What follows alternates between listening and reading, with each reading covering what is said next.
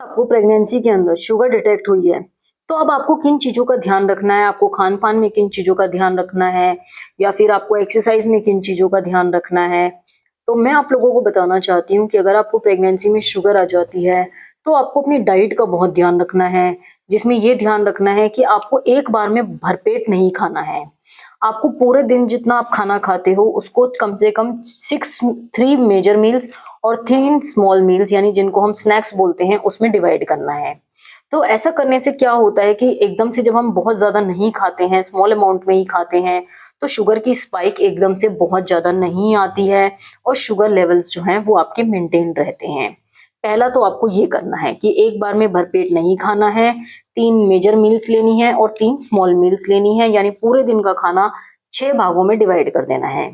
दूसरा आपको ये ध्यान रखना है कि आपको जो है अपने कार्बोहाइड्रेट्स की, प्रोटीन की, फैट्स की मात्रा को नियंत्रित में रखना है। आपको कार्बोहाइड्रेट को कम रखना है और प्रोटीन और फैट्स को बढ़ाना है।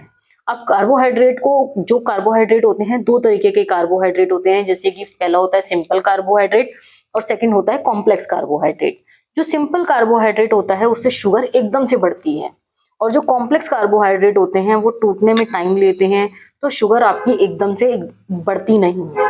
अब सिंपल कार्बोहाइड्रेट्स किसमें होते हैं? जैसे कि बाहर के खाने में, जैसे कि पेस्ट्री हो गई, मिठाई हो गई, पिज़्ज़ा हो गया, पास्ता हो गया, बर्गर हो गए, इन सब चीज़ों में सिंपल कार्बोहाइड्रेट होता है और जैसे बंद हो गए, तो ये सब खाने से एकदम से आपके शरीर की शुगर बहुत ज़्यादा बढ़ जाती है और एकदम से कंट्रोल में नहीं आ पाती है।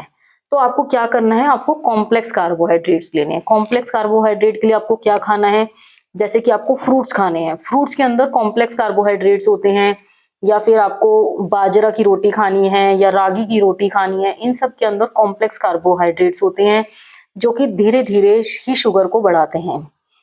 बहुत लोगों का ये कहना होता है कि मैम क्या हम अगर शुगर हो जाए तो क्या हम फ्रूट्स खा सकते हैं? तो आप बिल्कुल फ्रूट्स खा सकते हो और कौन-कौन से फ्रूट खा सकते हो?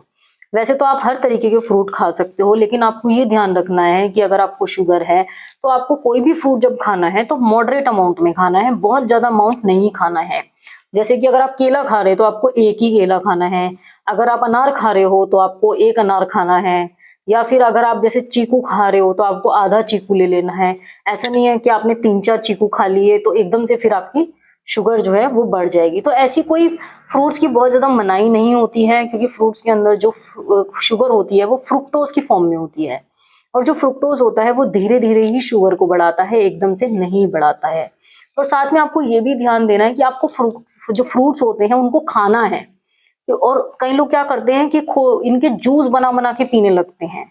तो ये गलती आपको नहीं करनी है, क्योंकि जब 1 ग्लास जूस बनाना होता है तो कम से कम 3 से 4 फ्रूट लग जाते हैं, तब जाके 1 ग्लास जूस बनता है और उससे पीने से आपकी शुगर बहुत ज़्यादा बढ़ सकती है। तो आपको ये ध्यान देना है कि आपको फ्रूट को खाना है, फ्रूट को पीना नहीं है। तो इन चीज़ों का अगर आप ध्यान देंगे, दूसरा आपको ये ध्यान रखना है कि आपको फैट और प्रोटीन की मात्रा को बढ़ाना है। तो अब आप फैट कहाँ से ले सकते हैं? जैसे कि आप हेल्दी फैट कहाँ से ले सकते हैं? आप सरसों के तेल से ले सकते हैं, आप ऑलिव ऑयल से ले सकते हैं, आप कोकोनट ऑयल से ले सकते हैं, साथ में ड्राई फ्रूट जो आते हैं, जैसे कि बादाम हो गए, काजू हो गए, अखरोट हो गए, इनके अंदर से आपको हेल्दी फैट्स मिल सकते हैं। आपको ओमेगा 3 फैटी एसिड्स लेने हैं, वो भी हेल्दी फैट में आते हैं, जो कि फिश से मिल सकता है आपको। तो तीसरा आपको ये ध्यान देना है कि आपको प्रोटीन ज़्यादा लेना है। अब प्रोटीन के वेजिटेबल सोर्सेज़ भी होते हैं और नॉन वेजिटेबल सोर्सेज़ भी होते हैं और ज़्यादातर जो वेजिटेरियन होते हैं उनके अंदर प्रोटीन की वैसे भी कमी रहती है। तो जो नॉन वेजिटेरियन लोग हैं वो तो आराम से अपना अंडा, फिश, चिकन, मीट ये सब खा सकते हैं। लेकिन जो वेजिटेरियन लोग हैं उनके अंदर उनके वो क्या खा सकते हैं? वो पनीर खा सकते हैं, वो टोफू खा सकते हैं, वो सोयाबीन खा सकते हैं, वो दालें खा सकते हैं। तो आपको अपनी डाइट में इन सब चीज़ों को बढ़ाना है, ताकि आपकी जो शुगर लेवल्स हैं वो कंट्रोल रह सके। लेकिन आपको ये ध्यान देना है कि आपको बाहर का कुछ भी तला भुना, मसाले वाला, ये बन, पेस्ट्री, बर्गर, समोसा, पिज़्ज़ा ये सब बिल्कुल नहीं लेना। साथ में आपको मिठाइयों को भी अवॉइड करना है। मिठाइयाँ भी आपको बिल्कुल नहीं लेनी है।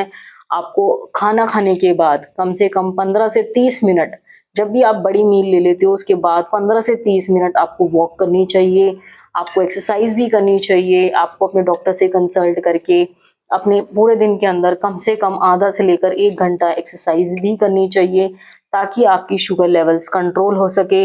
अगर डाइट और एक्सरसाइज करने के बावजूद भी अगर आपकी शुगर लेवल कंट्रोल नहीं होती है, तो फिर आपको इसके लिए कुछ मेडिसिन्स प्रेस्क्राइब की जाती हैं।